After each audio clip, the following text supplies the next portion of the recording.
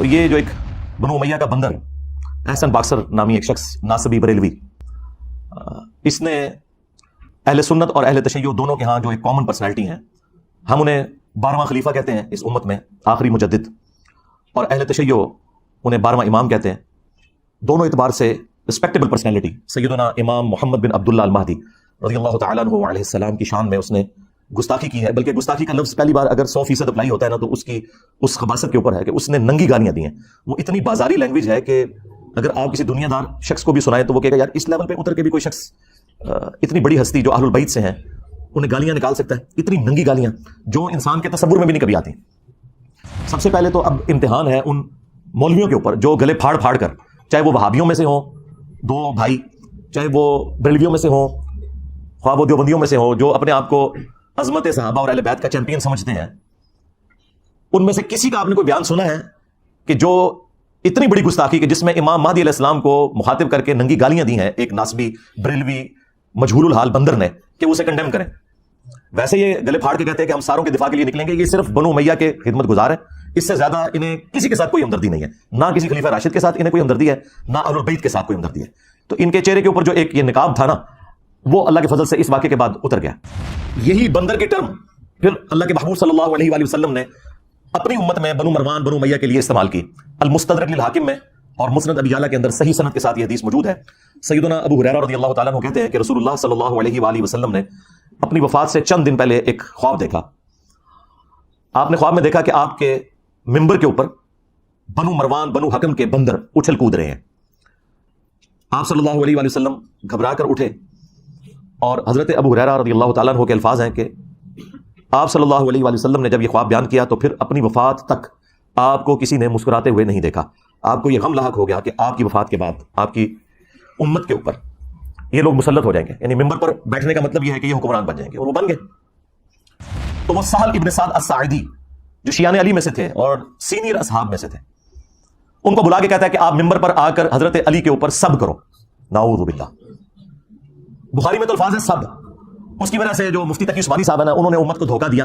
وہ کہتے ہیں ذکر حدیث میں کہیں موجود ہی نہیں کہ یہ بنو امیہ لعنت کرواتے تھے، صرف سب کا لفظ موجود ہے اور سب کا مطلب ہے تنقید۔ اچھا، حضرت علی پہ تنقید کرنا آپ کے نزدیک جائز ہے کیا؟ اور ان کا میں نے جھوٹ پکڑ لیا۔ اگر مفتی اعظم پلانٹ ارتھ دیوبند یہ کام ڈال رہے ہیں ان کے ساتھ تو باقی تو شاہی کوئی نہیں، یا تو اس نے جھوٹ بولا یا پھر وہ جاہل ہے، اسے پتہ نہیں تھا ذکر حدیث میں موجود تھا۔ بخاری کی یہ حدیث ہے، مسلم میں آئی ہے 6229، اس میں الفاظ ہے، اس نے کہا لعن اللہ ابو تراب، کہو کہ مٹی والے ابو تراب علی ابن ابی طالب پر لعنت۔ نعوذ باللہ، ہم تو اس پہ کہیں گے کہ جنہوں نے بھی مولا علی پر یا اہل البیت پر لعنتیں کروائیں، اور جو لوگ ان کا آج تک دفاع کر رہے ہیں، ان سب پہ اللہ کی لعنت، اللہ کے فرشتوں کی لعنت، تمام لعنت کرنے والوں کی لعنت۔ ہاں جی، اور ان کا حشر بھی اپنے بڑے لعنتیوں کے ساتھ ہی ہو، اور اللہ تعالی ہمارا حشر جو ہے خلفائے راشدین اہل البیت اور رسول اللہ صلی اللہ علیہ وآلہ وسلم کے ساتھ کرے، آمین۔ لہٰذا جو مسلم شریف میں حدیث موجود ہے کہ سعد ابن ابی وقاص کو ابھارا امیر شام نے کہ آپ علی ابن ابی طالب پر سب کیوں نہیں کرتے، وہاں سب کا مطلب لعنت ہی لیا جائے گا، اور وہ حدیث کے قرائن بھی بتا رہے ہیں، بلکہ خود ابن تیمیہ نے منہاج السنہ میں مانا ہے کہ یہ سب کرنے کا حکم دیا، اور سعد ابن ابی وقاص نے انکار کیا۔ الٹا انہوں نے مولا علی کی 3 فضیلتیں بیان کر دی اور کہا کہ ان میں سے ایک بھی مجھے مل جاتی سرخ اونٹوں سے بہتر ہوتی۔ اچھا، یہ سیم جو مسلم کی حدیث ہے نا 6220، سیم 100% اسی سند کے ساتھ، ایک راوی کا بھی فرق نہیں ہے۔ سنن نسائی الکبریٰ میں امام نسائی نے خصائص علی والے چیپٹر میں لی ہے، اور وہاں آگے پتہ کیا الفاظ ہے؟ وہ حضرت سعد ابن ابی وقاص کا بیٹا کہتا ہے کہ پھر جتنے دن حضرت معاویہ مدینہ رہے تو حضرت علی کی تنقیص کا ایک جملہ اپنی زبان سے نہیں نکالا۔ جو میرے باپ نے ان کو ڈانٹا تھا نا، ایک جملہ حضرت علی کے بارے میں بعد میں نہیں بولا انہوں نے۔ اس سے یہ پتہ چل گیا کہ وہ حضرت علی کے بارے میں برے جملے بول رہے تھے، کیونکہ امام نووی کہتا ہے کہ وہ تو بڑے معصومانہ انداز میں پوچھ رہے تھے کہ اے صاحب مجھے حضرت علی کی کوئی فضیلت سنائیں، یہ لوگ کیوں حضرت علی پہ لعنتیں کرتے ہیں، تاکہ مجھے وہ فضائل پتہ چل جائے۔ اگر یہ بات ہوتی تو اینڈ والے الفاظ ہوتے کہ جتنے دن وہ مدینہ رہے تو حضرت علی کی تنقیص کا ایک جملہ نے اپنی زبان سے نکالا، مراد یہ کہ وہ خود ہی کر رہے تھے سب کچھ۔ باقی یہ کافی ساری روایتیں وہ آپ کو انشاءاللہ میرے ریسرچ پیپر میں مل جائیں گی، اور یہ تاریخی روایتیں نہیں ہیں، یہ احادیث کی کتابوں میں ہیں، اور یہ محدثین میری ویڈیوز دیکھ کے گمراہ نہیں ہوئے تھے۔ ہاں جی، میں ان کی کتابیں پڑھ کے انورٹڈ کامز میں گمراہ ہوا ہوں، ٹھیک ہے۔ لیکن اہل سنت اور اہل تشیع دونوں اس بات کے اوپر متفق ہے کہ قرب قیامت سے پہلے پوری دنیا کے اوپر مسلمانوں کی حکومت قائم ہونی ہے انشاءاللہ تعالی، اور یہ وہ وعدہ ہے جو اللہ تعالیٰ نے قرآن حکیم میں کم از کم 3 جگہ پر اپنے محبوب صلی اللہ علیہ وآلہ وسلم سے کیا ہے، سورہ التوبہ کے اندر، سورہ الفتح میں، اور سورہ الصف میں۔ هو الذی ارسل رسولہ بالہدی ودین الحق لیظہرہ علی الدین کلہ، وہی اللہ ہے جس نے اپنے محبوب صلی اللہ علیہ وآلہ وسلم کو الہدا یعنی قرآن کے ساتھ اور دین حق کے ساتھ مبعوث کیا تاکہ اسے تمام ادیان کے اوپر غالب کر دیں۔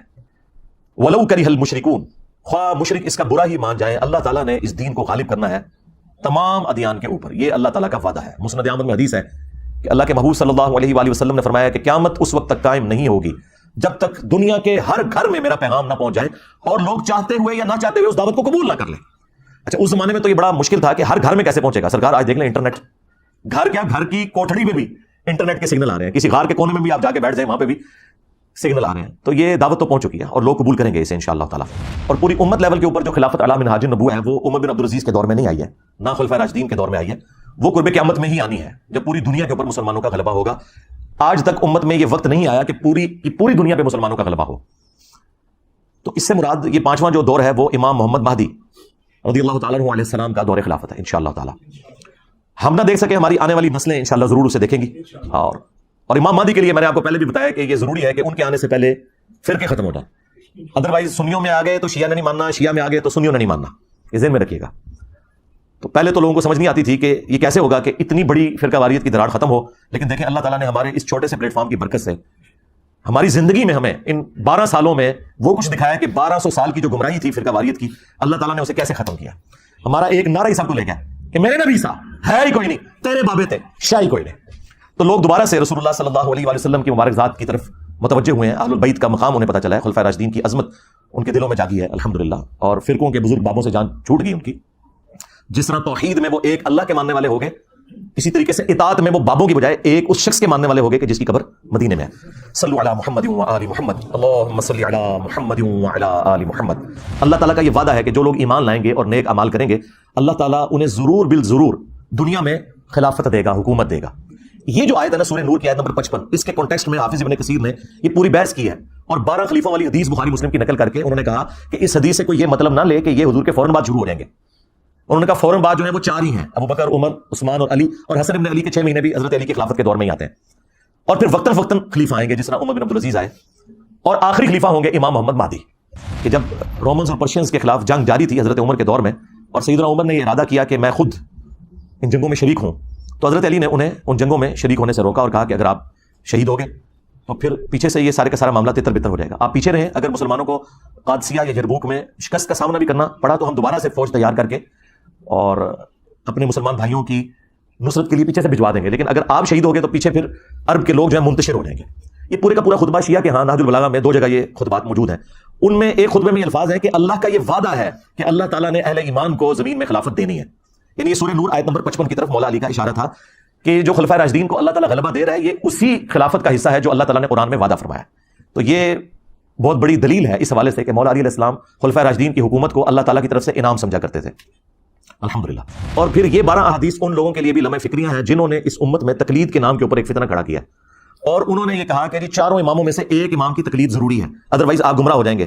تو میرا یہ معصومانہ سوال ہے کہ جس امام نے قرب قیامت میں آنا تھا یعنی امام محمد مہدی رضی اللہ تعالیٰ عنہ علیہ السلام, ان کے بارے میں تو درجنوں حدیث موجود ہیں, اور تمہارے بنائے ہوئے امام جنہوں نے ریٹائر نہیں ہونا, لیکن ریٹائر نہیں ہو رہے نا, وہ کہہ رہے ہیں آج بھی تقلید انہیں کی کرنی ہے. حالانکہ آج 80% مسائل جو ہے نا وہ جدید ہیں جن کا امام حنیفہ, امام شافعی, امام احمد بن حنبل, امام مالک کو پتہ ہی نہیں ہے کہ اس وقت دنیا میں کیا مسائل ہیں. ان میں ان اماموں کی توہین نہیں کر رہا, ان کے نام پہ جو فرقے کھڑے ہوئے ہیں نا ان کو ٹارگٹ کر رہا ہوں. اگر ہم آج عیسیٰ ابن مریم کے حوالے سے کرسچنس کو جھنجھوڑتے ہیں تو اس کا مطلب یہ نہیں کہ ہم عیسیٰ ابن مریم کی توہین کر رہے ہیں. تو جن اماموں نے ریٹائر نہیں ہونا بقول ان کے بارے میں کوئی حدیث ہے, اور جس نے قرب قیامت میں آنا تھا ان کے بارے میں تو حدیث موجود ہے. اس کا مطلب ہے کہ یہ انہوں نے خود جعلی عقیدہ تقلید کر گھڑے. ہاں آپ امام اگر ایکسپرٹس کے طور پر کہیں تو سرکار وہ تو جتنے بھی امت میں بڑے بڑے علماء جنہوں نے اس امت کو کنٹریبیوٹ کیا ہے وہ سارے ہمارے امام ہیں, چاہے وہ امام بخاری ہوں, امام مسلم ہوں, باقی محدثین ہوں, فقہا ہوں, امام حنیفہ, امام شافعی, احمد بن حنبل, امام مالک رحمہ اللہ اجمعین, یہ سب کے سب ہمارے امام ہیں. پہلی حدیث بخاری اور مسلم دونوں میں موجود ہے. رسول اللہ صلی اللہ علیہ وآلہ وسلم نے فرمایا تمہاری اس وقت کیا شان ہوگی جب عیسیٰ ابن مریم تم میں اتریں گے یعنی قرب قیامت میں, وَإِمَامُكُم مِّنكُم, اور تمہارا امام تم میں سے ہوگا. یعنی امام جو ہے یہ امت ہوگی, اور عیسیٰ ابن مریم جو کہ اولو العزم پیغمبر ہیں, 5 پیغمبروں میں سے محمد رسول اللہ صلی اللہ علیہ وآلہ وسلم, ابراہیم خلیل اللہ, موسیٰ کلیم اللہ, نوح نجی اللہ اور عیسیٰ روح اللہ, ان 5 اولو العزم پیغمبر جو سورۃ الاحزاب اور سورہ عاشورہ میں آئے ان میں سے ایک اولو العزم پیغمبر مقتدی ہوگا, اور امام وَإِمَامُكُم مِّنكُم, تمہارا امام تم میں سے ہوگا. یہ حدیث بخاری میں بھی ہے اور مسلم میں. 8ویں حدیث جو ہے وہ مسلم شریف میں بھی کچھ حصہ اس کا موجود ہے, کچھ سنن ابی داؤد کے اندر ہے کہ نبی اسلام نے فرمایا کہ جب مہدی ظاہر ہوگا تو وہ بیت اللہ میں پناہ لے گا اور اسے قتل کرنے کے لیے ایک گروہ روانہ ہوگا شام سے, اور مقام بیدا پر اللہ تعالیٰ اس گروہ کو زمین میں دھسا دے گا. یہ ایک اللہ تعالیٰ کی طرف سے ایک غیبی خبر ہوگی, پوری امت کے لیے کہ یہ اللہ تعالیٰ کی اسپیشل پروٹیکشن ہے مہدی کے ساتھ. تو وہ لشکر زمین میں جب دھسایا جائے گا یہ اس بات کا ثبوت ہوگا. جو لوگ پوچھتے ہیں کہ جی ابھی تک 500 مہدی تو قتل ہو چکے ہیں امت میں, تو اوریجنل بھی کہیں قتل نہ ہو جائے. نہیں سرکار, اوریجنل نہیں قتل ہوگا. اوریجنل کو جب قتل کرنے کی کوشش کریں گے تو وہ لشکر ہی زمین میں دھسا دیا جائے گا. یہ اللہ تعالیٰ کی طرف سے اسپیشل پروٹیکشن ہوگی کہ مہدی کو کوئی نقصان نہیں پہنچے گا. السلام علیکم ورحمۃ اللہ. لا حول ولا قوة الا باللہ. حسبنا اللہ ونعم الوکیل. یا حی یا قیوم برحمتک استغیث. لا الہ الا انت سبحانک انی کنت من الظالمین. ربنا آتنا من لدنک رحمہ وہیئ لنا من امرنا رشدا. اللہم صل علی محمد وعلی آل محمد واصحاب محمد وازواج محمد وامت محمد اجمعین الی یوم الدین. آمین. الحمد للہ رب العالمین والصلاة والسلام علی سید الانبیاء والمرسلین وعلی آلہ واصحابہ اجمعین الی یوم الدین. الحمدللہ آج 28 مئی 2023 کو سنڈے کے دن ہمارا یہ پبلک سیشن نمبر 96 منعقد ہونے جا رہا ہے. آپ کے سوالات یہ پرچیوں کی شکل میں میرے پاس آ چکے ہیں. انشاءاللہ ان کو ہم بعد میں ڈسکس کرتے ہیں. پہلے ایک کریٹیکل ایشو ہم نے ڈسکس کرنا ہے. اس سے بھی پہلے آج ماشاء اللہ تعالی 28 مئی 2023 ہے, اور آپ کو یاد ہوگا آج سے آلموسٹ 25 سال پہلے 1998 میں پاکستان نے 28 مئی 1998 کو ہی اٹامک بلاسٹ کیے تھے, جس کے بعد پاکستان ایک ڈکلیئرڈ نیوکلیئر پاور بن گیا تھا اور اسے یوم تکبیر کا نام دیا گیا. آج اس کی آپ سمجھ لیں سلور جوبلی ہے اینیورسری کے پوائنٹ آف ویو سے. اللہ تعالیٰ ملک پاکستان کی خیر فرمائے, پورے عالم اسلام کی خیر فرمائے, پورے عالم اسلام کو اندرونی اور بیرونی خطرات سے محفوظ فرمائے. آمین. اب آ جائیں اس کریٹیکل ایشو کی طرف جو اس ویک آپ سمجھ لیں, اس ویک کا نہیں بلکہ اس پورے سال کا ایک سب سے بڑا ایشو بنا ہے اور پورے ملک کے اندر ایک ہنگامے کی صورتحال ہے. ایک بریلوی ناصبی مجہول الحال جسے کوئی جانتا بھی نہیں, سوائے اس کے کہ ننگی گالیاں دینا اس کی پہچان ہے. تو ہمارا اس پلیٹ فارم سے اس کے بارے میں گفتگو کرنا یہ مجبوراً ہے. ادروائز آپ کو پتہ ہے کہ وہ جو کچھ ماضی میں کرتا رہا, میں نے کبھی اس کا نام بھی نہیں لیا. ہم تو ان کے بڑوں کو اس قابل نہیں سمجھتے, تو یہ تو شاہی کوئی نہیں, یہ تو بنو امیہ کے چھوٹے چھوٹے بندر ہیں. ہم تو بڑے بندروں کو کچھ نہیں سمجھتے. تو یہ جو ایک بنو امیہ کا بندر احسن باکسر نامی ایک شخص ناصبی بریلوی, اس نے اہل سنت اور اہل تشیع دونوں کے ہاں جو ایک کامن پرسنالٹی ہیں, ہم انہیں 12واں خلیفہ کہتے ہیں اس امت میں, آخری مجدد, اور اہل تشیع انہیں 12واں امام کہتے ہیں. دونوں اعتبار سے رسپیکٹیبل پرسنالٹی سیدنا امام محمد بن عبداللہ المہدی رضی اللہ تعالیٰ عنہ علیہ السلام کی شان میں اس نے گستاخی کی ہے. بلکہ گستاخی کا لفظ پہلی بار اگر 100% اپلائی ہوتا ہے نا, تو اس کی اس خباثت کے اوپر ہے کہ اس نے ننگی گالیاں دی ہیں. وہ اتنی بازاری لینگویج ہے کہ اگر آپ کسی دنیا دار شخص کو بھی سنائیں تو وہ کہے گا یار اس لیول پہ اتر کے بھی کوئی شخص, اتنی بڑی ہستی جو اہل البیت سے ہیں, انہیں گالیاں نکال سکتا ہے. اتنی ننگی گالیاں جو انسان کے تصور میں بھی نہیں کبھی آتی. چونکہ ان کے بڑے بھی یہی کام کرتے رہے تو یہ انہی کی جائز اولاد ہیں, بنو امیہ کے بندر. اور یہ جو میں بندر بار بار لفظ استعمال کر رہا ہوں, یہ احادیث کے اندر آیا ہے. وہ احادیث میں بعد میں ڈسکس کروں گا. سب سے پہلے تو اب امتحان ہے ان مولویوں کے اوپر جو گلے پھاڑ پھاڑ کر, چاہے وہ وہابیوں میں سے ہوں 2 بھائی, چاہے وہ بریلویوں میں سے ہوں, خواہ وہ دیوبندیوں میں سے ہوں, جو اپنے آپ کو عظمت صحابہ اور اہل بیت کا چیمپئن سمجھتے ہیں, ان میں سے کسی کا آپ نے کوئی بیان سنا ہے کہ جو اتنی بڑی گستاخی کہ جس میں امام مہدی علیہ السلام کو مخاطب کر کے ننگی گالیاں دی ہیں ایک ناسبی بریلوی مجہول الحال بندر نے کہ وہ اسے کنڈیم کریں، ویسے یہ گلے پھاڑ کے کہتے ہیں کہ ہم ساروں کے دفاع کے لیے نکلیں گے. یہ صرف بنو امیہ کے خدمت گزار ہیں، اس سے زیادہ انہیں کسی کے ساتھ کوئی ہمدردی نہیں ہے، نہ کسی خلیفہ راشد کے ساتھ انہیں کوئی ہمدردی ہے، نہ اہل البیت کے ساتھ کوئی ہمدردی ہے. تو ان کے چہرے کے اوپر جو ایک یہ نقاب تھا نا، وہ اللہ کے فضل سے اس واقعے کے بعد اتر گیا. ویسے تو پورے ملک کے اندر درجنوں FIRs اس کے اوپر درج ہو چکی ہیں، اور مجھے تو لگتا ہے شاید یہ ملک ہی چھوڑ جائے، یہاں رہنا اس کے لیے مشکل ہو جائے گا. ہم نہیں کہتے کہ کوئی ایکسٹرا جوڈیشل ایکٹیویٹی اس کے اوپر پرفارم کی جائے، بلکہ میں نے تو خود بھی کوئی FIR بھی نہیں کٹوائی اس حوالے سے، ورنہ لوگوں نے کہنا تھا کہ یہ کوئی پرسنل معاملہ ہے. لوگ خود ہی اپنے اینڈ پہ یہ معاملات کر رہے ہیں، ورنہ تو میں یہ اپنے لیے بڑا اعزاز سمجھتا کہ ایسے شخص کو قانوناً سزا دلوائی جائے جو ننگی گالیاں نکال رہا ہے اہل البیت کو علیہم السلام اجمعین. تو اب آپ کو وہ سارے مولوی خاموش نظر آئیں گے، یہ صرف بنو امیہ کے دفاع کے لیے اٹھتے ہیں. جس طرح بنی اسرائیل کو بچھڑے کی محبت پلا دی گئی تھی نا، انہیں بنو امیہ کی محبت پلا دی گئی ہے. اور بنو امیہ سے مراد صرف وہی لوگ ہیں جو بنو امیہ میں برے لوگ ہیں، جو اچھے لوگ ہیں ظاہر ہے وہ مراد نہیں ہیں. سیدنا عثمان غنی رضی اللہ تعالیٰ عنہ یا سیدنا عمر بن عبد العزیز رحمہ اللہ تعالی، یا وہ تمام جانثاران اہل بیت جو جنگ صفین میں مولا علی کے ساتھی تھے، اگرچہ ان کا تعلق بنو امیہ کے ساتھ تھا، وہ سب کے سب لوگ ہمارے سروں کا تاج ہیں. ہم ان کی بات نہیں کر رہے، ہم میجورٹی کی بات کر رہے ہیں. اور یہ بندر کی ٹرم قرآن میں موجود ہے. اللہ تعالیٰ نے اصحاب سبت، جنہوں نے اللہ تعالیٰ کی آیات کو توڑ موڑ کر اپنے مقاصد کے لیے یوز کیا اور شریعت کا مذاق اڑایا، بالکل وہی کام اس امت میں بنو امیہ نے بھی کیا. تو اللہ تعالیٰ نے ان پر پھٹکار ڈالی اور سورۃ الاعراف میں فرمایا اعوذ باللہ من الشیطان الرجیم بسم اللہ الرحمن الرحیم کونوا قردۃ خاسئین. ہم نے کہا کہ پھٹکارے ہوئے بندر بن جاؤ. تو وہ انسان تھے لیکن بندروں کی شکلیں ان کی بن گئی.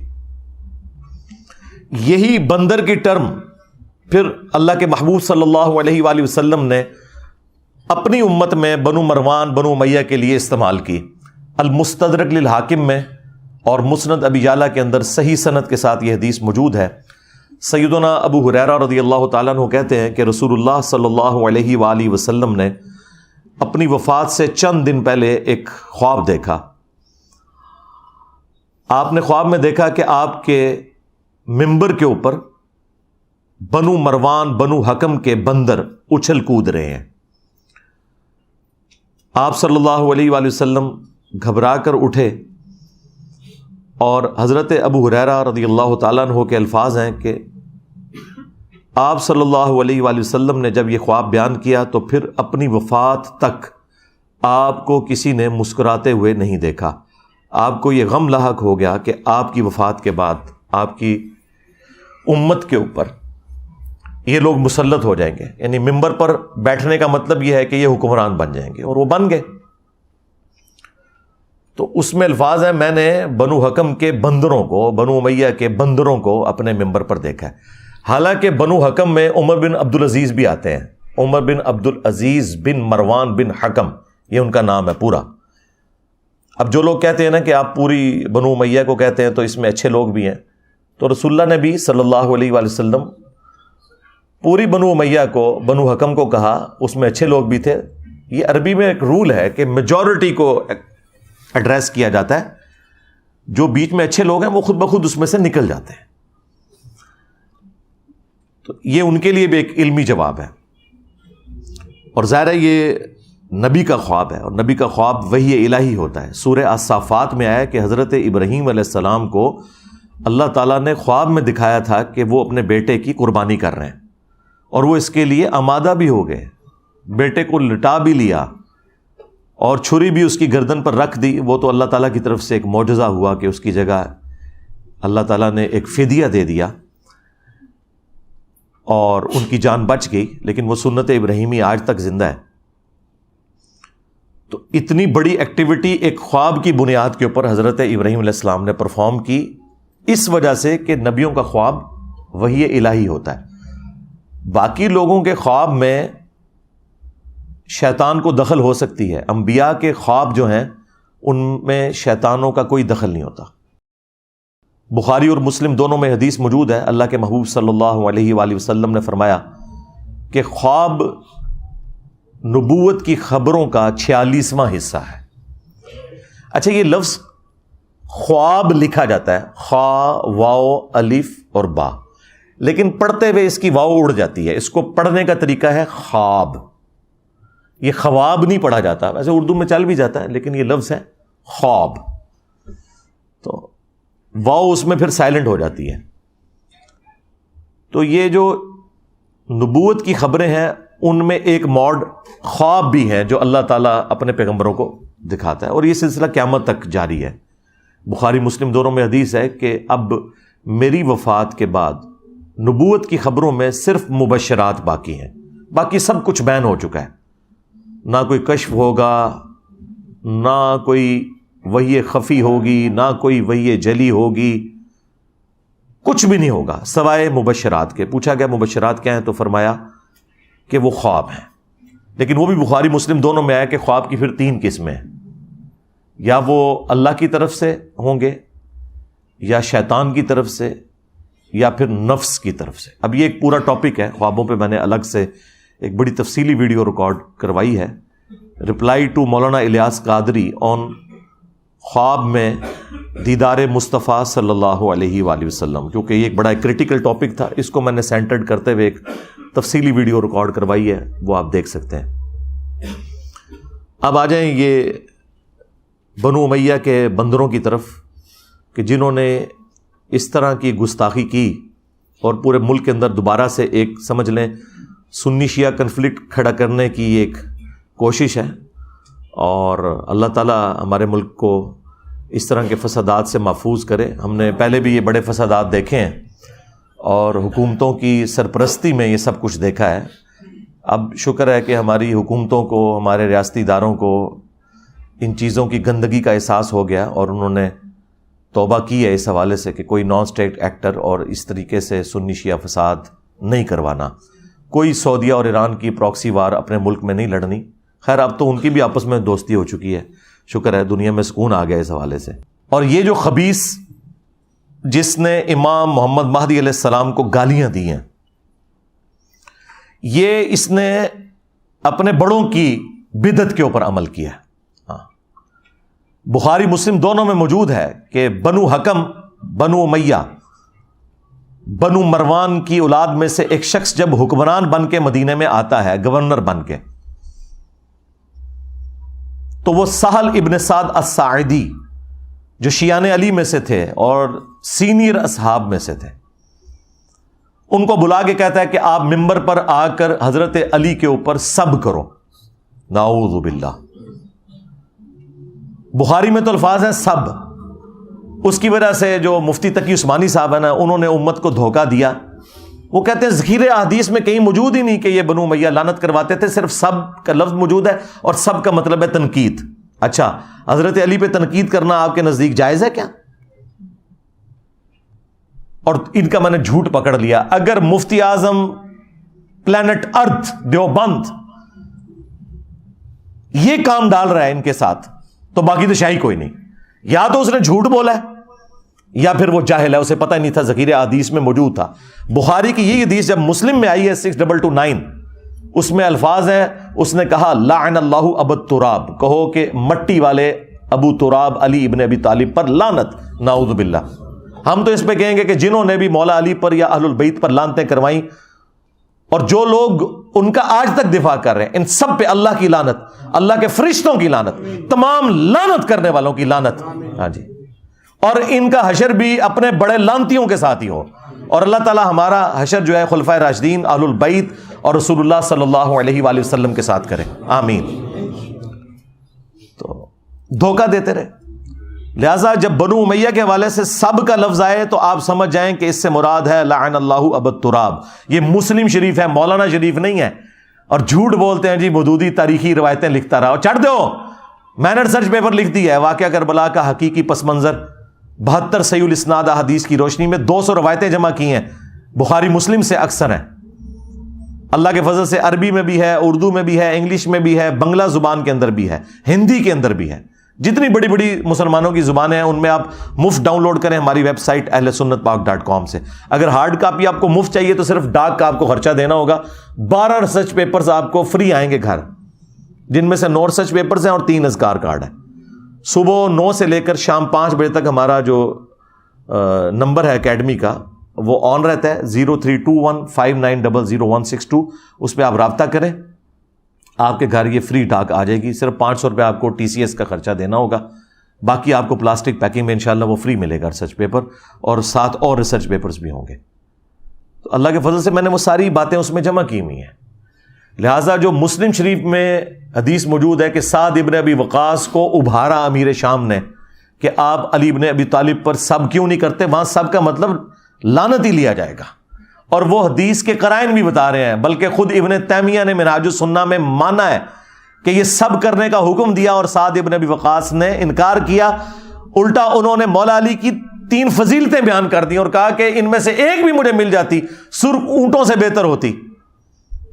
سن پہلی فضیلت کہ نبی علیہ السلام نے خیبر کے موقع پر فرمایا تھا کہ کل میں اس شخص کے ہاتھ میں جھنڈا دوں گا جو اللہ اور اس کے رسول سے محبت کرتا ہے اور اللہ اور اس کا رسول اس سے محبت کرتے ہیں، اور ہم پوری رات سوئے نہیں اس شوق میں کہ وہ خوش نصیب کون ہوگا۔ اور صبح رسول اللہ صلی اللہ علیہ وآلہ وسلم نے علی ابن ابی طالب کو وہ جھنڈا دیا۔ اور مسلم میں تو یہاں تک الفاظ ہیں، حضرت عمر کہتے ہیں مجھے پوری زندگی کبھی خواہش نہیں ہوئی تھی کہ مجھے حضور کوئی عہدہ دیں سوائے اس ایک موقع کے، یعنی حضرت علی پہ رشک کرتے تھے حضرت عمر خیبر کی وجہ سے۔ اور پھر ان کا معاویہ سن دوسرا موقع تبوک کے موقع پر، جب نبی علیہ السلام نے پہلا اور آخری موقع تھا کہ حضرت علی کو مدینہ شریف چھوڑا اور آپ جنگ پہ جا رہے تھے رومن امپائر کے خلاف، تو حضرت علی رو پڑے، تو آپ نے انہیں تسلی دی کہ علی کیا تو اس بات پہ راضی نہیں کہ تیری میرے ساتھ وہی نسبت ہے جو ہارون کی موسیٰ کے ساتھ، مگر میرے بعد کوئی نبی نہیں۔ یعنی رسول اللہ کے بعد کوئی نبی ہوتا تو حضرت علی ہوتے، اور اگر رسول اللہ کے ہوتے ہوئے کوئی امتی نبی ہوتا تو بھی حضرت علی ہوتے۔ تو غلام القادیانی دجالت شاہی کوئی نہیں اگر مولا علی نبی نہیں بن سکے تو تیسری فضیلت انہوں نے کہا کہ سن، جب نجران کے عیسائیوں کا وفد آیا اور نبی علیہ السلام کو اللہ تعالیٰ نے حکم دیا سورہ آل عمران میں کہ آپ ان سے مباہلہ کریں، تو نبی علیہ السلام اپنے ساتھ علی، حسن، حسین اور فاطمہ کو لے کر آئے اور کہا اللہم ہؤلاء اہل بیتی، اے اللہ یہ میرے اہل بیت ہیں۔ یہ 3 موقع ایسے ہیں، بلکہ ابن ماجہ میں تو چوتھی فضیلت بھی سعد ابن ابی وقاص نے رپورٹ کی، من کنت مولاہ فہذا علی مولا، جس کا مولا میں اس کا مولا علی، یعنی غدیر خم والا بھی انہوں نے موقع وہاں پہ بیان کیا۔ تو اچھا، یہ سیم جو مسلم کی حدیث ہے نا 6220، سیم 100% اسی سند کے ساتھ، ایک راوی کا بھی فرق نہیں ہے۔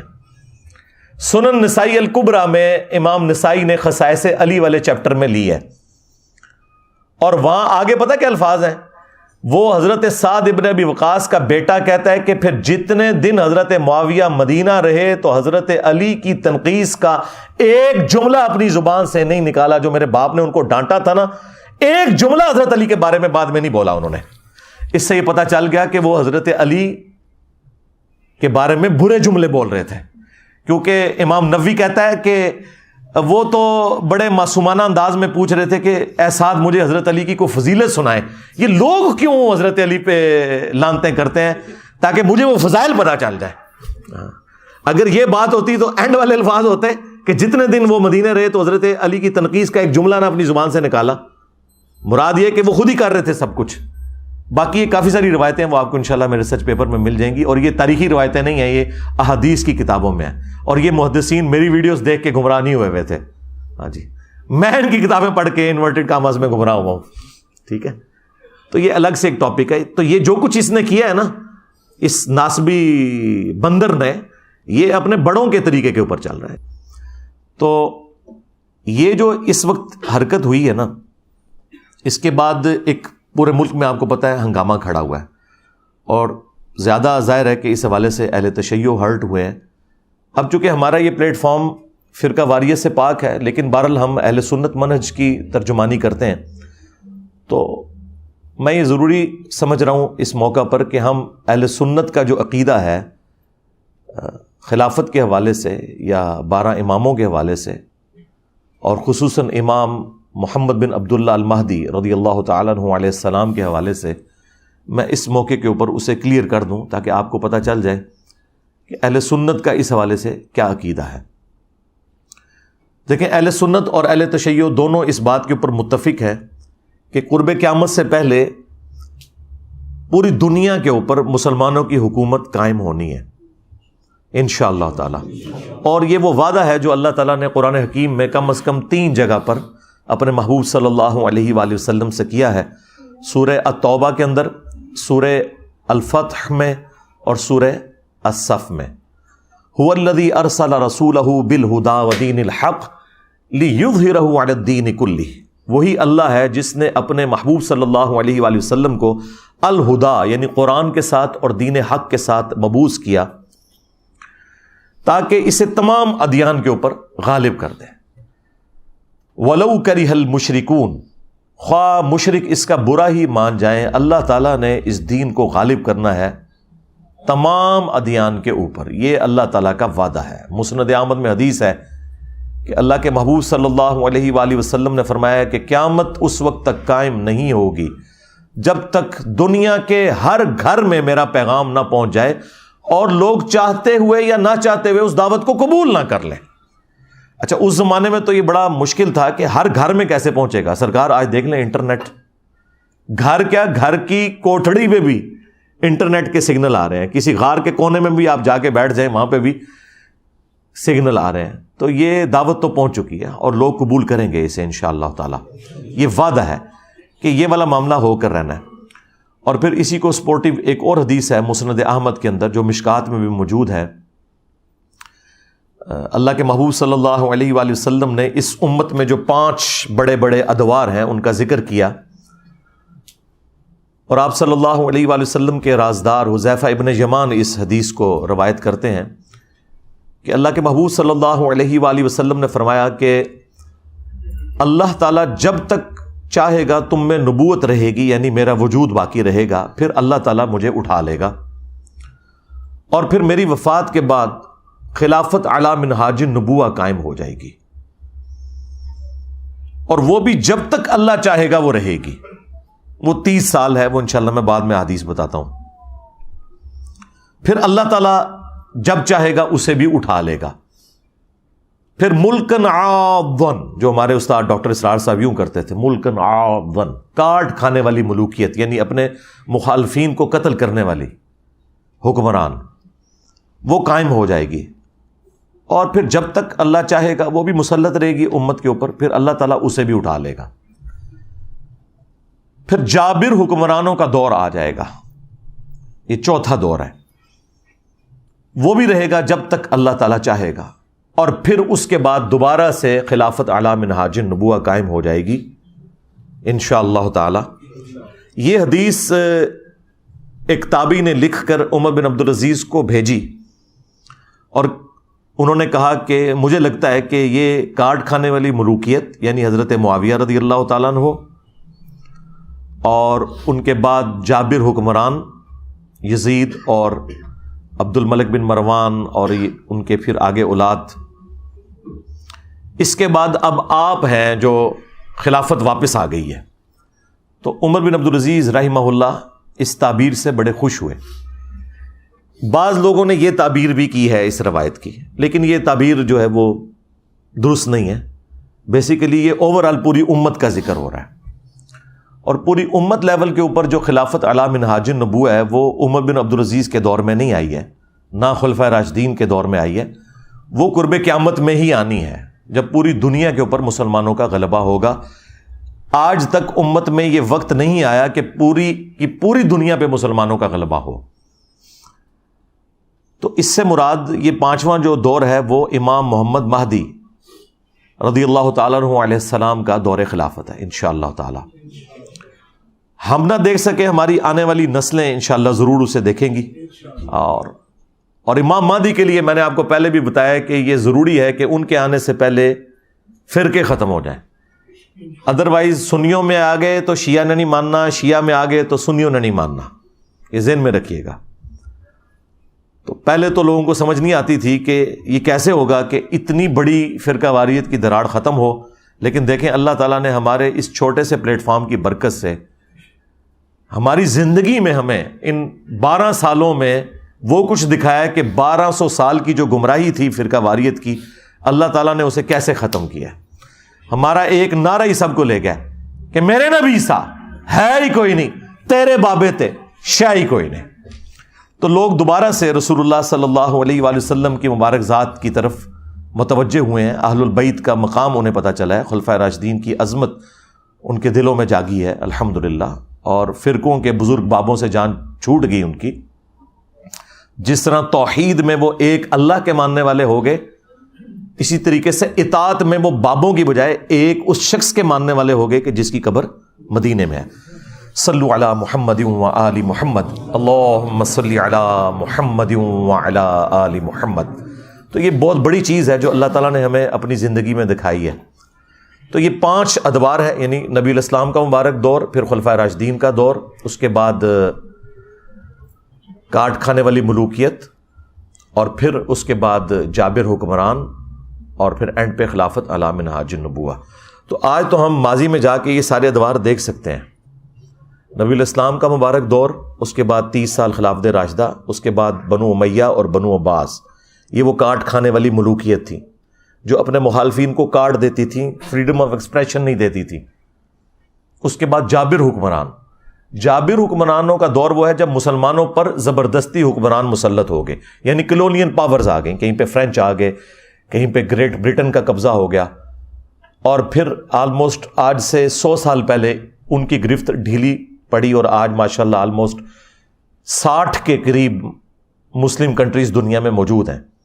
تو وہ جو جابر حکمرانوں کا دور ہے نا، وہ اللہ کے فضل سے ٹوٹنا شروع ہو گیا اور امپائرز ختم ہو گئے، اب ملک بن گئے. تو اب وہ یہ ٹرانزیشن پیریڈ ہے جو جابر حکمرانوں کے بعد خلافت راشدہ کا جو دور آنا ہے، یہ اس کے درمیان کا پیریڈ ہے. ظاہر ہے یہ فوراً تو ایک پیریڈ دوسرے میں شفٹ نہیں ہوتا، گریجولی ہوتا ہے. تو اس وقت ہم 4تھے اور 5ویں دور کے درمیان بیٹھے ہوئے ہیں انشاءاللہ تعالی. اور اللہ تعالیٰ نے چاہا تو انشاءاللہ ہم نہیں تو ہماری آنے والی نسلیں اس غلبے کو دیکھیں گی، امام محمد مہدی رضی اللہ تعالیٰ عنہ علیہ السلام. اچھا، اب اہل سنت اور اہل تشیع میں جو امام مہدی کے حوالے سے اختلاف یہ ہے کہ وہ ان کو 12 اماموں میں 12واں امام سمجھتے ہیں، اور وہ 12 کے 12 امام ہم بھی مانتے ہیں، وہ سارے اہل سنت کے بھی امام ہیں، امام علی علیہ السلام سے لے کر امام محمد مہدی تک. لیکن ان کا موقف یہ ہے کہ وہ غیابت میں چلے گئے آج سے آلموسٹ 1200 سال پہلے، اور وہ قرب قیامت میں ظاہر ہوں گے. اہل سنت کا موقف یہ ہے کہ وہ اہل البیت میں سے ہوں گے، لیکن وہ قرب قیامت میں پیدا ہوں گے. اس کے بعد سب کے سب متفق ہیں کہ دنیا عدل و انصاف سے بھر دیں گے، پوری دنیا پہ اسلام کا غلبہ ہوگا انشاءاللہ تعالی. اب یہ جو 12 اماموں والا کانسیپٹ ہے، یہ 12 خلیفوں والا، اس حوالے سے ایک حدیث بھی ہے بخاری مسلم میں کہ اللہ کے محبوب صلی اللہ علیہ وآلہ وسلم نے فرمایا کہ میری امت قیامت تک حق کی خاطر قتال کرتی رہے گی اور یہ غالب رہیں گے، اور ان پر 12 خلیفے ہوں گے. بعض لوگوں نے اس حدیث سے یہ سمجھا کہ وہ کنزیکٹو 12 خلیفے ہوں گے، یعنی نبی علیہ السلام کی وفات سے لے کے آنورڈ 12 خلیفے. لیکن وہ دور آپ دیکھیں خلفائے راشدین کے بعد تو ایسا دور ہے کہ جو اسلام کو شرمندہ کرنے والا ہے. تو بعض محدثین نے اس کی تعویل یہ کی کہ یہ چونکہ الفاظ ہیں مسلم شریف میں کہ یہ قیامت تک دین غالب رہے گا اور اس پر 12 خلیفے ہوں گے، تو اس سے مراد یہ ہے کہ 12 کی گنتی قیامت تک پوری ہوگی. اور یہ یعنی امت میں بڑی پرسنالٹی جس کے اوپر اہل سنت کے تینوں فرقے متفق ہیں، بریلوی، دیوبندی، اہل حدیث، اور ان کے علاوہ بھی حنفی، شافعی، مالکی، حنبلی جو فقہی اعتبار سے اختلافات ہیں. حافظ ابن کثیر بہت بڑی پرسنالٹی ہے، ابن تیمیہ کے شاگرد ہیں، وہابیوں کو بھی کوئی اعتراض نہیں ہوگا. حافظ ابن کثیر نے تفسیر ابن کثیر میں آیت الاستخلاف جو ہے سورہ نور کی آیت نمبر 55 کہ اللہ تعالیٰ کا یہ وعدہ ہے کہ جو لوگ ایمان لائیں گے اور نیک اعمال کریں گے اللہ تعالیٰ انہیں ضرور بالضرور دنیا میں خلافت دے گا، حکومت دے گا. یہ جو آیت ہے نا سورہ نور کی آیت نمبر 55، اس کے کانٹیکسٹ میں حافظ ابن کثیر نے یہ پوری بحث کی ہے اور 12 خلیفوں والی حدیث بخاری مسلم کی نقل کر کے انہوں نے کہا کہ اس حدیث سے کوئی یہ مطلب نہ لے کہ یہ حضور کے فوراً بعد شروع ہو جائیں گے. انہوں نے کہا فوراً بعد جو ہیں وہ 4 ہی ہیں، ابو بکر، عمر، عثمان اور علی، اور حسن ابن علی کے 6 مہینے بھی حضرت علی کی خلافت کے دور میں ہی آتے ہیں. اور پھر وقتاً فوقتاً خلیفہ آئیں گے جس طرح عمر بن عبدالعزیز آئے، اور آخری خلیفہ ہوں گے امام محمد مہدی. پھر انہوں نے اہل تشیع کا اس میں رد کیا کہ شیعہ جو یہ 12 اماموں والا کنسیپٹ رکھتے ہیں ہم اس کنسیپٹ کو نہیں مانتے، لیکن ہم 12 خلیفوں کو مانتے ہیں. اور چونکہ بخاری مسلم میں آیا کہ یہ جو 12 خلیفے ہیں ان کو اللہ تعالیٰ حکومت دے گا، تو اہل تشیع جن اماموں کو خلیفہ ڈکلیئر کر رہے ہیں ان میں سے تو صرف 2 کو حکومت ملی ہے، مولا علی علیہ السلام کو اور مولا حسن علیہ السلام کو. باقی تو بیچارے سارے کے سارے ظلماً شہید کیے گئے ہیں. اس میں انہوں نے اپنا جو سنی موقف ہے وہ بھی بیان کیا اور شیعہ کے اوپر رد کیا، لیکن 12 کے فگر کے اوپر اور 12ویں امام کے اوپر وہ بھی متفق ہیں، چاہے آپ اسے 12 نمبر خلیفہ کہہ لیں یا 12 نمبر امام کہہ لیں. اور شیعہ نے تو اپنا نام ہی آپ کو پتا ہے، 12 12 اماموں کے ماننے والے ہیں. 12 یعنی یہ عربی میں 12 اماموں کے ماننے والے لوگ. تو وہ 12ویں امام کے اوپر تو سب کے سب متفق ہیں.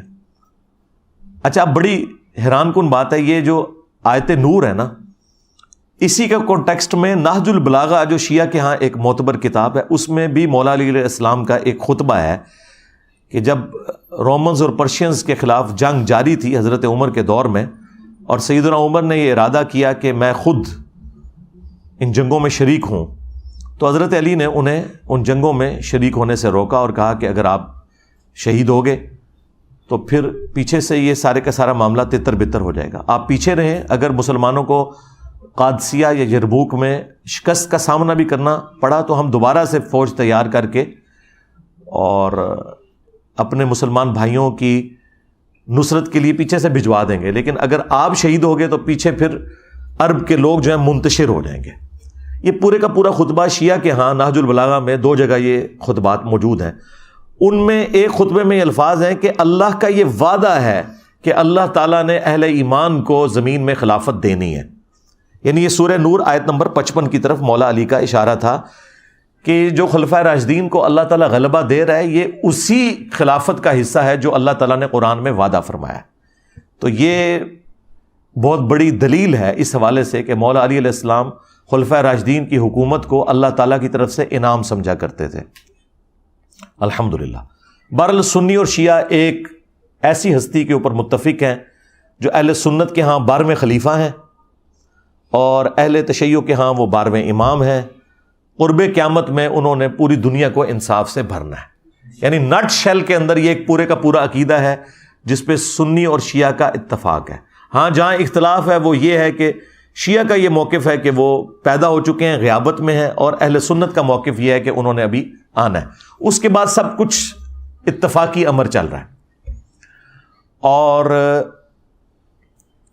اسپیسیفکلی امام محمد مہدی علیہ السلام کے حوالے سے اہل سنت کے ہاں کم از کم 12 صحیح الاسناد احادیث تو موجود ہیں، اور اگر آپ اس کے طرق گننے شروع کر دیں تو وہ تو سینکڑوں میں. میں نے 12 کا فگر امام مہدی کی نسبت سے لیا، چونکہ وہ 12ویں امام ہیں یا 12ویں خلیفہ ہیں، اس لیے میں نے 12 کے عدد کو ٹارگٹ کیا کہ میں 12 احادیث آپ کو مختصر سے وقت میں سنا دوں گا تاکہ آپ کو اس حوالے سے کلیئر ہو. اور پھر یہ 12 احادیث ان لوگوں کے لیے بھی لمحہ فکریاں ہیں جنہوں نے اس امت میں تقلید کے نام کے اوپر ایک فتنہ کھڑا کیا ہے، اور انہوں نے یہ کہا کہ جی 4 اماموں میں سے ایک امام کی تقلید ضروری ہے، ادروائز آپ گمراہ ہو جائیں گے. تو میرا یہ معصومانہ سوال ہے کہ جس امام نے قرب قیامت میں آنا تھا، یعنی امام محمد مہدی رضی اللہ تعالیٰ عنہ علیہ السلام، ان کے بارے میں تو درجنوں احادیث موجود ہیں، اور تمہارے بنائے ہوئے امام جنہوں نے ریٹائر ہی نہیں ہونا، دیکھیں نا ریٹائر ہی نہیں ہو رہے نا، وہ کہہ رہے ہیں جی آج بھی تقلید انہی کی کرنی ہے، حالانکہ آج 80% مسائل جو ہے نا وہ جدید ہیں، جن کا امام حنیفہ، امام شافعی، امام احمد بن حنبل، امام مالک کو پتہ ہی نہیں ہے کہ اس وقت دنیا میں کیا مسائل ہیں۔ ان میں ان اماموں کی توہین نہیں کر رہا، ان کے نام پہ جو فرقے کھڑے ہوئے ہیں نا ان کو ٹارگٹ کر رہا ہوں۔ اگر ہم آج عیسیٰ ابن مریم کے حوالے سے کرسچنز کو جھنجھوڑتے ہیں تو اس کا مطلب یہ نہیں کہ ہم عیسیٰ ابن مریم کی توہین کر رہے ہیں۔ تو جن اماموں نے ریٹائر ہی نہیں ہونا بقول ان کے بارے میں کوئی حدیث ہے؟ اور جس نے قرب قیامت میں آنا تھا ان کے بارے میں تو احادیث موجود ہیں۔ اس کا مطلب ہے کہ یہ انہوں نے خود جعلی عقیدہ تقلید کا گھڑا ہے۔ ہاں آپ امام اگر ایکسپرٹس کے طور پر کہیں تو سرکار وہ تو جتنے بھی امت میں بڑے بڑے علماء جنہوں نے اس امت کو کنٹریبیوٹ کیا ہے وہ سارے ہمارے امام ہیں، چاہے وہ امام بخاری ہوں، امام مسلم ہوں، باقی محدثین ہوں، فقہا ہوں، امام حنیفہ، امام شافعی، احمد بن حنبل، امام مالک رحمہم اللہ اجمعین، یہ سب کے سب ہمارے امام ہیں۔ اور میں تو جب غصے میں آتا ہوں نا تو میں ان کو کہتا ہوں کہ جی جب مجھ سے کوئی پوچھتا ہے نا آپ کس امام کو مانتے ہیں، میں کہتا ہوں میں امام حسین نو مننا، چل ٹور اگے، تیرا امام حنیفہ یا شافعی یا مالک یا احمد بن حنبل امام حسین سے بڑا ہے؟ کیا امت کو تم لوگوں نے توڑا ہوا ہے؟ امام وہ ہے جس کی قبر مدینے میں ہے صلی اللہ علیہ وآلہ وسلم۔ النبی اولا بالمؤمنین من انفسہم وازواجہ امہاتہم، نبی مومنین کی جانوں پر ان سے بڑھ کر حق رکھتے ہیں، اور نبی کی بیویاں امت کی مائیں ہیں، اور نبی امت کے روحانی باپ ہیں۔ اور ایسا امام ہے ہمارا کہ ما ضل صاحبکم وما غوا، تمہارے نبی نہ کبھی بہکے ہیں نہ کبھی بے راہ چلے ہیں۔ تمہارے امام اور ان کے ماننے والے تو آپس میں لڑتے رہے، اتنا لڑے کہ کعبے میں انہوں نے 4 مسلح ڈال دیے 400 سال تک، سلطنت عثمانیہ کے دور میں 1517 سے لے کر 1917 تک۔ یہ تو سعودی حکومت نے آگے اٹھائے ہیں۔ اگر یہ چاروں امام حق پر تھے تو ایک نماز آپ حنفی کے پیچھے پڑھ لیتے، ایک شافعی کے پیچھے پڑھ لیتے، ایک حنبلی کے پیچھے پڑھ لیتے، ایک مالکی کے پیچھے۔ نہیں، انہوں نے 4 امام 4 مسلح، اور آپ اندازہ کریں اس سے بڑی اسلام کے ساتھ کیا دشمنی ہوگی کہ کعبہ جو مسلمانوں کی یونٹی کی علامت ہے کہ پوری دنیا میں جب مسلمان کھڑے ہوتے ہیں نماز پڑھنے کے لیے تو ایک طرف رخ کرتے ہیں، اس ایک طرف رخ والی جو جگہ ہے وہاں پہ بھی 4 مسلح ڈال کے 4 امام کھڑے کر دیے۔ اس سے بڑی کوئی بدعت ہو سکتی ہے اس امت میں؟ تو اللہ کے فضل سے یہ بدعت ختم ہو گئی۔ یہ بھی اس بات کا ثبوت ہے کہ قرب قیامت کا وقت قریب ہے، اور دوبارہ سے اللہ تعالیٰ نے غلبہ کرنا شروع کر دیا۔ یہ بھی ایک فرقہ واریت کے خاتمے کا ہی ایک آپ سمجھ لیں بہت بڑا انڈیکیٹر ہے اللہ کے فضل سے۔ تو اللہ کا شکر ہے کہ ہم بڑے مبارک دور میں پیدا ہوئے ہیں کہ جب معاملات بہتری کی طرف جا رہے ہیں، اور سب سے بڑھ کر ہمیں قرآن و سنت کی تعلیمات ریٹن فارم میں ہر بندے کے موبائل کے اندر موجود ہیں، وہ کاؤنٹر ویریفائی کر سکتا ہے۔ میں جتنی احادیث بیان کر رہا ہوں ہماری تمام ویڈیوز میں ایک ایک حدیث کا انٹرنیشنل نمبر لگتا ہے جو سٹینڈرائز ہے عربی کتابوں کا، پلس ہم ان کتابوں کی عربی اور اردو ترجمہ دونوں ڈسپلے کرواتے ہیں، کسی کو شک ہی نہ رہے، کاؤنٹر ویریفائی آپ کر سکتے ہیں۔ تو یہ 12ویں امام سے متعلق 12 احادیث بیان کرنے سے پہلے میں مختصراً اس کاٹ کھانے والی ملوکیت کے حوالے سے بھی ڈسکشن کر دوں، جو نبی علیہ السلام نے فرمایا کہ خلافت راشدہ کے بعد کاٹ کھانے والی ملوکیت آ جائے گی۔ ایٹ لیسٹ اہل سنت کو اپنا عقیدہ پتہ چلے اور اہل تشیع کو بھی پتہ چلے کہ ہم نہ تو بنو امیہ کو آن کرتے ہیں اور نہ ہم امیر شام کو آن کرتے ہیں، اس حوالے سے کہ جو اسلام کے خلاف کام ان کے دور میں ہوئے ہم انہیں فخریہ ڈیفینڈ کرنے کے لیے تیار ہو جائیں، نعوذ باللہ، ایسا بالکل نہیں ہے۔ ابو داؤد اور ترمذی کے اندر حدیث موجود ہے کہ رسول اللہ صلی اللہ علیہ وآلہ وسلم نے ارشاد فرمایا کہ میرے بعد خلافت علی منہاج النبوہ 30 سال تک رہے گی۔ اب یہ 30 سال کی ڈویژن آگے کیسے ہے؟ وہ راوی حدیث صحابی سے پوچھتے ہیں کہ یہ جو 30 سال ہیں ان کی ذرا مجھے تفصیلات بھی بتا دیں۔ اب ظاہر ہے وہ 30 سال کا دور اس صحابی نے دیکھ لیا ہے، تو وہ کہتے ہیں کہ بیٹا گن، ابو بکر کے 2 سال، عمر کے 10 سال، عثمان کے 12 سال اور علی کے 6 سال۔ اب یہ جو علی کے 6 سال ہیں، اس میں 5.5 سال مولا علی علیہ السلام کے اور 6 مہینے سیدنا حسن ابن علی کے ہیں۔ تو وہ راوی حدیث سے وہ تابعی سعید کہتا ہے کہ حضرت یہ لوگ جو بنو امیہ ہیں یہ تو مولا علی علیہ السلام کو خلیفہ ہی نہیں مانتے۔ اب اس حدیث سے یہ بھی پتہ چل گیا کہ بنو امیہ ان کو خلیفہ مانتے ہی نہیں تھے، قصاص عثمان والا معاملہ نہیں تھا۔ اور دوسرا، امام ابو داؤد نے یہاں لکھا علی علیہ السلام۔ تو جو راوی حدیث ہیں حضرت سفینہ رسول اللہ صلی اللہ علیہ وآلہ وسلم کے آزاد کردہ غلام، جو اس حدیث کے راوی ہیں وہ صحابی بھی ہیں اور حدیث کے فہم کو بھی جانتے ہیں۔ انہوں نے فرمایا کہ یہ بنو امیہ کی پیٹھ سے جھوٹ نکلا ہے۔ حق تو یہ ہے کہ بنو امیہ کی، بنو مروان کی، ان بنو زرقا نیلی آنکھوں والے لوگوں کی حکومت بدترین بادشاہت ہے، اس پلانٹ ارتھ کی شریر ترین بادشاہت ہے۔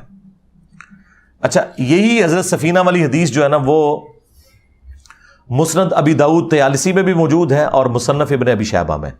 وہاں آگے الفاظ ہیں کہ وہ راوی حدیث سعید تابعی پوچھتا ہے حضرت سفینہ رضی اللہ تعالیٰ عنہ سے کہ حضرت اگر خلافت 30 سال ہے تو پھر حضرت معاویہ کیا ہیں؟ تو انہوں نے کہا کہ حضرت معاویہ مسلمانوں کے پہلے بادشاہ ہیں، اور مصنف ابن ابی شیبہ کے الفاظ ہیں کہ یہ سخت گیر بادشاہ ہیں اور ان کا پہلا بادشاہ معاویہ ابن ابی سفیان ہے رضی اللہ تعالیٰ عنہ۔ ظاہر ہم تو احترام سے ہی نام لیں گے۔ تو حضرت سفینہ نے کہا کہ بنو امیہ کی جو حکومت ہے یہ بادشاہت ہے، یہ خلیفہ نہیں ہے۔ یہ جو ہم خلیفہ بھی بولتے ہیں نا ان کو، تو ان معنوں میں بولتے ہیں جو حکمران کے معنوں میں آتا ہے۔ ادروائز ہم حسن ابن علی کے بعد جتنی حکومتیں ہیں ان کو خلیفہ بھی نہیں مانتے سوائے عمر بن عبدالعزیز کے۔ یہ سب کے سب لوگ بادشاہ ہیں، یہ ملوک ہیں، یہ ملوکیت ہے۔ تو اب اس میں واضح موجود ہے کہ بنو مروان، بنو حکم، بنو امیہ، ان کی حکومت شرعی ترین بادشاہت ہے، اور یہ ایک ایسے اس امت کے اوپر مسلط ہوئے ہیں کہ آج تک ان کے اثرات باقی ہیں۔ اللہ کا شکر ہے کہ ہمارے پلیٹ فارم کی برکت سے اب لوگوں کے سامنے ان کی اصلیت آ گئی ہے، ورنہ تو آپ لوگوں کو پتہ ہی نہیں چلنا تھا، آپ لوگوں نے جاہلیت کی موت مر جانا تھا اس حوالے سے۔ اب آخر میں وہ میں 12 صحیح الاسناد احادیث بیان کر دوں 12ویں امام یا 12ویں خلیفہ کی نسبت سے۔ پہلی حدیث بخاری اور مسلم دونوں میں موجود ہے۔ اچھا، یہ جو حدیثیں ہیں یہ اکا دکا صحابہ نے روایت نہیں کی ہوئی ہیں، ایٹ لیسٹ 8 صحابہ ہیں جنہوں نے یہ حدیثیں روایت کی ہیں، جو میرے علم کی حد تک ہے، اس سے بھی زیادہ ہو سکتے ہیں۔ سیدنا علی رضی اللہ تعالیٰ عنہ، سیدنا ابن عباس رضی اللہ تعالیٰ عنہ، سیدنا ابو سعید خدری رضی اللہ تعالیٰ عنہ، سیدنا ابو ہریرہ رضی اللہ تعالیٰ عنہ، سیدہ عائشہ سلام اللہ علیہا، سیدہ ام سلمہ سلام اللہ علیہا، سیدنا ابو سعید خدری رضی اللہ تعالیٰ عنہ۔ تو یہ بڑے بڑے اصحاب ہیں جنہوں نے یہ احادیث روایت کی ہیں الحمدللہ۔ ابن مسعود بھی شامل ہیں اس میں، صوبان بھی ہیں رضی اللہ عنہم اجمعین وعلیہم السلام اجمعین۔ پہلی حدیث بخاری اور مسلم دونوں میں موجود ہے۔ رسول اللہ صلی اللہ علیہ وآلہ وسلم نے فرمایا، تمہاری اس وقت کیا شان ہوگی جب عیسیٰ ابن مریم تم میں اتریں گے، یعنی قرب قیامت میں، وَإِمَامُكُم مِّنكُم، اور تمہارا امام تم میں سے ہوگا، یعنی امام جو ہے یہ امت ہوگی، اور عیسیٰ ابن مریم جو کہ اولو العزم پیغمبر ہیں، 5 پیغمبروں میں سے، محمد رسول اللہ صلی اللہ علیہ وآلہ وسلم، ابراہیم خلیل اللہ، موسیٰ کلیم اللہ، نوح نجی اللہ اور عیسیٰ روح اللہ، ان 5 اولو العزم پیغمبر جو سورۃ الاحزاب اور سورہ الشورى میں آئے، ان میں سے ایک اولو العزم پیغمبر مقتدی ہوگا اور امام، وَإِمَامُكُم مِّنكُم، تمہارا امام تم میں سے ہوگا۔ یہ حدیث بخاری میں بھی ہے اور مسلم میں بھی۔ دوسری حدیث مسلم شریف میں ہے، نبی صلی اللہ علیہ وآلہ وسلم نے فرمایا کہ میری امت کا ایک گروہ قیامت تک حق کے لیے لڑتا رہے گا، حتیٰ کہ عیسیٰ ابن مریم نازل ہوں گے، اور مسلمانوں کا امیر ان سے کہے گا کہ آپ ہمیں نماز پڑھائیں، تو وہ کہیں گے کہ یہ اللہ تعالیٰ نے فضیلت اس امت کو دی ہے کہ تم میں سے بعض کے امام ہوتے ہیں، تو امامت تم کرو گے، اور یہ امام محمد مہدی علیہ السلام ہوں گے۔ تیسری حدیث بھی بخاری اور مسلم دونوں کے اندر ہے، نبی صلی اللہ علیہ وآلہ وسلم نے فرمایا میری امت کے آخر میں ایک ایسا خلیفہ آئے گا جو مال بھر بھر کر دے گا لوگوں کو۔ وہ راوی حدیث جو ہیں وہ پوچھتے ہیں اس صحابی سے کہ کیا اس خلیفہ سے مراد عمر بن عبدالعزیز ہیں؟ تو وہ کہتے ہیں نہیں، اس سے مراد عمر بن عبدالعزیز نہیں ہے، یہ وہ خلیفہ ہے جو امت کے اینڈ پہ آئے گا قرب قیامت میں، یعنی امام محمد مہدی علیہ السلام۔ ایک اور تفصیلی حدیث ہے المستدرک للحاکم کے اندر موجود ہے، نبی صلی اللہ علیہ وآلہ وسلم نے فرمایا کہ مہدی میری امت کے بالکل آخر میں آئے گا، اور اللہ تعالیٰ اس کی برکت سے زمین پر بارشیں نازل فرمائے گا، زمین نباتات اگائے گی، پوری دنیا پہ عدل و انصاف ہوگا، وہ لوگوں میں مال تقسیم کرے گا، یہ وہی الفاظ جو بخاری مسلم میں بھی ہیں، مویشیوں کی ریل پیل ہوگی اور اسلام کا غلبہ ہو جائے گا، پھر وہ 8 سال تک دنیا میں رہیں گے اور پھر دنیا سے تشریف لے جائیں گے، یعنی 8 سال ان کا دور خلافت ہوگا۔ 5ویں حدیث سنن نبی داؤد میں ہے کہ نبی صلی اللہ علیہ وآلہ وسلم نے فرمایا کہ اگر دنیا ختم ہونے میں ایک دن بھی باقی رہ جائے، اللہ تعالیٰ میرے اہل البیت میں سے فاطمہ کی اولاد میں سے ایک شخص ضرور پیدا کرے گا جو پوری دنیا کو عدل و انصاف سے بھر دے گا۔ اب یہ ایک دن سے مراد یہ ہمارا ایک دن نہیں ہے جو قرآن میں ہے نا کہ اللہ کے ہاں جو ایک دن ہے وہ تمہارے 1000 سال کے برابر ہے، یعنی 1000 سال بھی آگے بچتے ہوئے نا آخری 1000 سال بھی رہ گئے تو اللہ تعالیٰ نے مہدی کو ضرور بھیجنا ہے۔ 6ٹھی حدیث بھی سنن نبی داؤد میں ہے، نبی صلی اللہ علیہ وآلہ وسلم نے فرمایا کہ مہدی میرے اہل البیت میں سے ہوگا اور وہ میری بیٹی فاطمہ کی اولاد میں سے ہوگا۔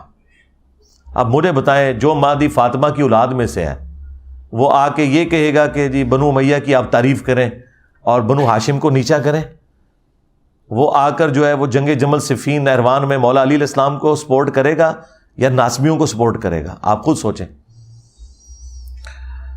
7ویں حدیث بھی سنن نبی داؤد میں ہے، آپ علیہ السلام نے فرمایا کہ دنیا اس وقت تک ختم نہیں ہوگی جب تک کہ میرے اہل البیت میں سے ایک شخص عربوں کا بادشاہ نہ بن جائے جس کا نام میرے نام کے اوپر ہوگا، محمد بن عبداللہ المہدی۔ 8ویں حدیث جو ہے وہ مسلم شریف میں بھی کچھ حصہ اس کا موجود ہے، کچھ سنن نبی داؤد کے اندر ہے کہ نبی علیہ السلام نے فرمایا کہ جب مہدی ظاہر ہوگا تو وہ بیت اللہ میں پناہ لے گا اور اسے قتل کرنے کے لیے ایک گروہ روانہ ہوگا شام سے، اور مقام بیدا پر اللہ تعالیٰ اس گروہ کو زمین میں دھسا دے گا۔ یہ ایک اللہ تعالیٰ کی طرف سے ایک غیبی خبر ہوگی پوری امت کے لیے کہ یہ اللہ تعالیٰ کی اسپیشل پروٹیکشن ہے مہدی کے ساتھ۔ تو وہ لشکر زمین میں جب دھسایا جائے گا، یہ اس بات کا ثبوت ہوگا، جو لوگ پوچھتے ہیں کہ جی ابھی تک 500 مہدی تو قتل ہو چکے ہیں امت میں، تو اوریجنل بھی کہیں قتل نہ ہو جائے۔ نہیں سرکار، اوریجنل نہیں قتل ہوگا، اوریجنل کو جب قتل کرنے کی کوشش کریں گے تو وہ لشکر ہی زمین میں دھسا دیا جائے گا۔ یہ اللہ تعالیٰ کی طرف سے اسپیشل پروٹیکشن ہوگی کہ مہدی کو کوئی نقصان نہیں پہنچے گا۔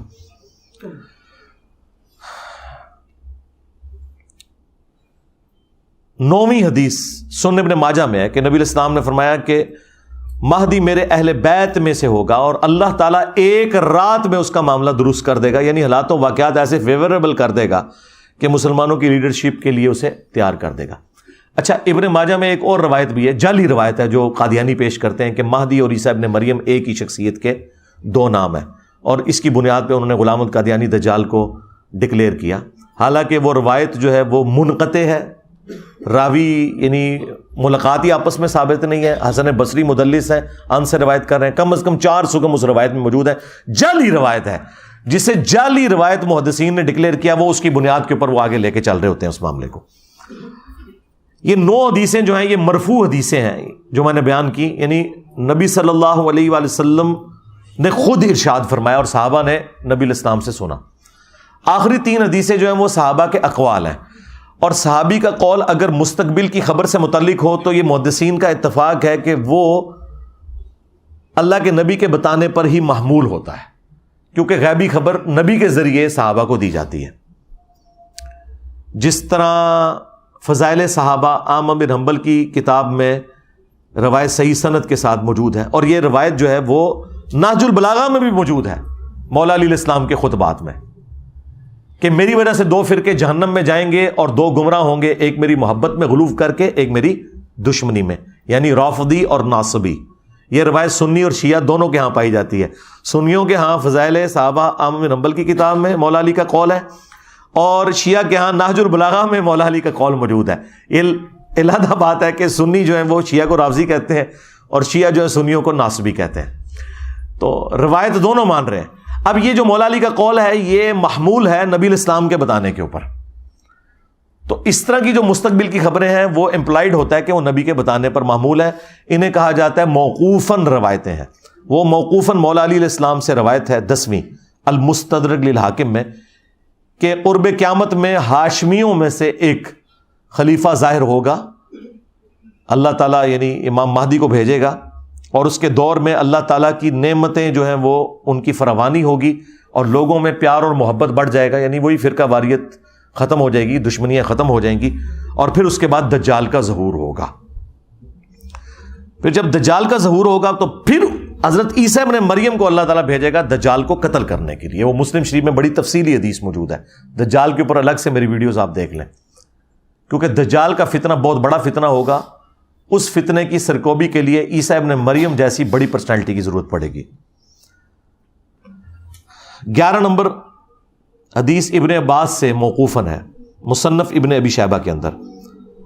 وہ کہتے ہیں کہ ہم اہل بیت میں سے ایک نوجوان ظاہر ہوگا قرب قیامت میں، امام مہدی، اور اس پر بہت زیادہ فتنے وارد ہوں گے، لیکن اللہ تعالیٰ اسے تمام فتنوں سے محفوظ رکھے گا، یعنی اللہ تعالیٰ کی ایک غیبی تائید ہوگی۔ اور پھر ابن عباس کہتے ہیں کہ وہ اہل بیت کا نوجوان اس امت کے معاملے کو سیدھا کر دے گا، جو ٹیڑھے راستے پر ہوگا ان کو بالکل سیدھا کر دے گا۔ اور 12ویں اور آخری موقوفاً روایت ثوبان سے ہے، جو نبی الاسلام کے آزاد کردہ غلام ہے۔ یہ بڑی مشہور روایت آپ نے سنی ہوگی، مسند احمد میں اور المستدرک للحاکم میں، کہ جب خراسان سے کالے جھنڈے آتے ہوئے دیکھو تو ان کا استقبال کرنا، ان میں اللہ کا خلیفہ مہدی ہوگا۔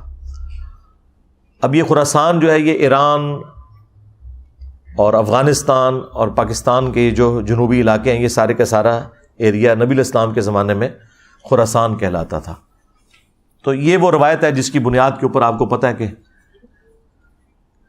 مسلمانوں کو کاٹنے کے لیے مسلمانوں میں جہادی تنظیمیں پیدا ہوئیں کہ جی ہم وہ لشکر ہے جو خراسان سے نکلے گا، اور وہ خراسان سے نکل کے مسلمانوں کو تو نہیں قتل کرے گا نا۔ تو یہ ایک احادیث سے الفاظ اٹھاتے ہیں، اور اس میں تو الفاظ ہیں کالا جھنڈا، آپ تو کالے جھنڈے سے چڑھتے ہیں، آپ تو کہتے ہیں کالا لباس جہنمیوں والا ہے، آپ کالی پگڑی سے چڑھتے ہیں، آپ کالے کپڑوں سے چڑھتے ہیں، تو آپ کا کیا کالے لباس کے ساتھ لینا دینا؟ تو یہ تو سنت ہے جس سے آپ چڑھتے ہیں۔ یہ 12 احادیث امام محمد مہدی علیہ السلام سے متعلق، اور جو ضروری گفتگو تھی میں نے اس حوالے سے کر دی، کیونکہ ایک اچھا موقع تھا کہ ہماری آواز ان لوگوں تک پہنچتی جنہیں ابھی تک سنی شیعہ کنفلکٹ کی اس سنگینی کا اندازہ نہیں ہے، کہ اس طرح کی ایکٹیویٹی سے پھر اینڈ رزلٹ کیا نکلتا ہے۔ اور میں سمجھتا ہوں گستاخی اصل میں ہے ہی یہ جو اب ہوئی ہے، اس حوالے سے کہ آپ ایک شخصیت کو ٹارگٹ کر کے اتنی ننگی اور گندی گالیاں دیتے ہیں کہ جو انسان کے کانوں سے دھواں نکال دیں۔ اب ظاہر ہے کہ وہ میں کلپ تو اس میں اپنی ویڈیو میں تو نہیں چلاؤں گا، سارے لوگ سن چکے ہیں، اور میں نہیں سمجھتا کہ ہماری ویڈیو کو ہم اس طریقے سے گندا کریں اس کے بکواسیات کے ساتھ۔ تو باقی دوسرے چینلز کے اوپر وہ ویڈیوز چڑھی ہوئی ہیں، ہم تو صرف جو اہل سنت کا عقیدہ ہے وہ پبلک کے سامنے رکھیں گے، امام محمد مہدی علیہ السلام کے حوالے سے، 12ویں خلیفہ یا 12ویں امام، اور ان کی جو عزت اہل سنت کے ہاں ہے، تاکہ یہ پتہ چلے کہ یہ کوئی سنی شیعہ تفریق سے متعلق پرسنالٹی نہیں ہے، بلکہ یہ سنی شیعہ اتحاد کی علامت ہے۔ امام محمد بن عبداللہ المہدی رضی اللہ تعالیٰ عنہ وعلیہ السلام، اللہ تعالیٰ اگر ہماری زندگی میں وہ آئیں تو ہمیں ان کا ساتھ دینے کی توفیق عطا فرمائے، اور اگر ہماری آنے والی نسلوں میں وہ لوگ ہیں جنہوں نے امام محمد مہدی کا زمانہ پانا ہے تو انہیں توفیق دے کہ وہ ان کا ساتھ دیں غلبہ اسلام کے لیے۔ صلو علی محمد و آل محمد، اللہم صلی علی محمد و علی آل محمد و اصحاب محمد و ازواج محمد و امت محمد اجمعین الی یوم الدین، آمین۔